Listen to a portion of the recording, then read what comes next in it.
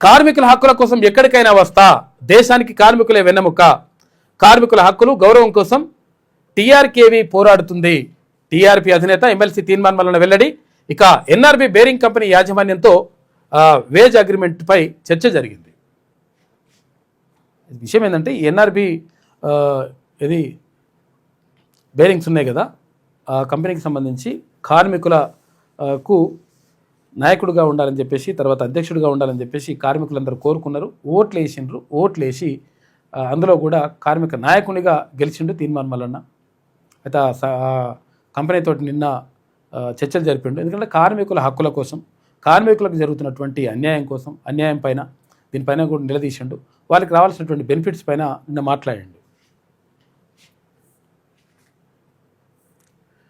కార్మికుల హక్కుల సాధన కోసం ఎంత దూరమైనా వెళ్ళడానికి సిద్ధంగా ఉన్నానని టీఆర్పీ అధినేత ఎమ్మెల్సీ తీర్మాన్ మల్లన అన్నారు. అయితే మంగళవారం ఉప్పల్లోని ఎన్ఆర్బి బేరింగ్ కంపెనీలో వేజ్ అగ్రిమెంట్ అంశంపై టీఆర్కేవీ యూనిట్ ప్రతినిధులు కంపెనీ యాజమాన్యంతో సమావేశమయ్యారు. ఈ సమావేశానికి టీఆర్కేవీ యూనియన్ అధ్యక్షుడు తీర్మాన్ మల్లన్న, ఎందుకంటే ఈ అధ్యక్షుడిగా వాళ్ళు ఎన్నుకున్నారు, ఓట్లేసిండ్రు. జనరల్ సెక్రటరీ వెంకటయ్య హాజరయ్యారు. ఈ సందర్భంగా వేజ్ అగ్రిమెంట్కు సంబంధించి ముఖ్యాంశాలపై తీర్మాన్ మల్లన్న యాజమాన్యంతో చర్చించారు. కార్మికుల ప్రయోజనాలను దృష్టిలో ఉంచుకొని చేసిన ప్రతిపాదనలను కంపెనీ యాజమాన్యం సానుకూలంగా స్వీకరించింది. ఈ విషయంపై మరింత సమగ్రంగా మరోసారి చర్చించేందుకు యాజమాన్యం అంగీకారం తెలిపింది. అయితే ఈ సందర్భంగా తీర్మాన్ మల్లన మాట్లాడుతూ కార్మికులే ఈ దేశానికి వెన్నెముకని, వాళ్ళు కష్టపడితేనే పరిశ్రమలు నిలబడతాయని అన్నారు. అలాంటి కార్మికుల హక్కుల గౌరవం కాపాడడం కోసం టీఆర్కేవీ ఎంతవరకైనా పోరాడుతుందని స్పష్టం చేశారు. కార్మికులకు అన్యాయం జరిగితే చూస్తూ ఊరుకునే పరిస్థితి కాదని అన్నారు. ఈ కార్యక్రమంలో టీఆర్కేవీ యూనియన్ నాయకులు శివకుమార్, సుధాకర్, వెంకటేష్, కాంతారావు, గోలి వెంకటేష్, జగన్మోహన్, శ్రీనివాస్, నరేష్ తదితరులందరూ కూడా పాల్గొన్నారు. 100% కార్మికుల హక్కుల కోసం ఎక్కడి దాకానైనా వస్తా అని చెప్పేసి తీర్మాన్ మల్లన చెప్తా ఉన్నాడు. ఇక మురిపిస్తూ ఏడిపిస్తూ వాన వస్తుందా రాదా, వస్తున్న పోతున్న ఓరామశిలిక రాక బండల వయసు అన్నట్టుందట కథ.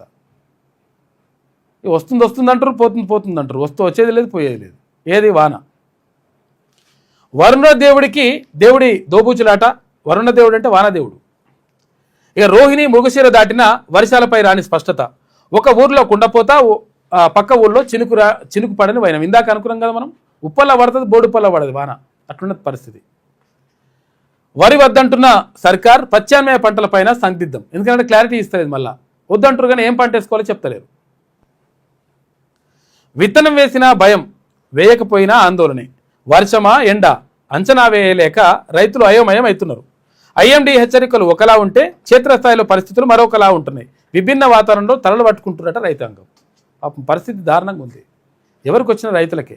అక్కడ ఒడ్లు ఉనకపోతే రైతులకే బాధ, ఇక్కడ వాన రాకపోతే రైతులకే బాధ. అక్కడ పంటలకు చీడపీలు ఏమన్నా చీడపురుగులు ఆశించినా కానీ రైతులకే బాధ. ఏ రకంగా కూడా రైతులకే బాధ అవుతుంది. అయినా కానీ రైతు ఎప్పుడు కూడా పండిస్తూనే ఉంటాడు, ప్రజల యొక్క కడుపు నింపుతూనే ఉంటాడు. అది రైతు. ఇంకా నష్టం వస్తుందా కష్టం వస్తుందా ఇవన్నీ ఉండే లెక్కలు. మురిపిస్తూ ఏడిపిస్తూ వరుణదేవుడు ఈ ఖరీఫ్ సీజన్లో రైతాంగంతో దోబూచులాడుతున్నట్టు కనిపిస్తోంది. చాలాసార్లు ఉదయం సాయంత్రం ఒక్కసారిగా ఆకాశం మేఘావృతం అవుతోంది. ఈదురుగాలు మొదలవుతున్నాయి. టపటపమని ఎక్కడో ఒక దగ్గర 4 చినుకులు పడుతున్నాయి. తీరా భారీ వర్షమే పడొచ్చని చెప్పేసి ప్రజలు అనుకునే సమయానికి మళ్ళీ ఆకాశం నిర్మలంగా మారిపోతుండడం గమనార్హం. అయితే ఆకాశం నిర్మలంగా మారిపోయింది, ఇక వర్షాలు పడకపోవచ్చనే అంచనాలకు వచ్చేసరికి మళ్ళీ కొండల మాదిరిగా తెల్లటి తెప్పలు దర్శనమిస్తాయి. అలా వచ్చిన తెల్లటి తెప్పలు రాత్రిపూట ఎక్కడో ఒక దగ్గర వర్షం కురిపిస్తుండగా ఆ సమీప ప్రాంతాల్లోని కొన్ని చోట్ల మాత్రం చినుకు జాడ కూడా కనిపించకపోవడం విస్మయం కలిగిస్తుంది. ఒక్కొక్కసారి ఒక్కొక్క తిరుగుంటుంది పరిస్థితి. వాన వస్తుందా రాదా ఏమైతో తెలియదు, అట్లుంటుందంట.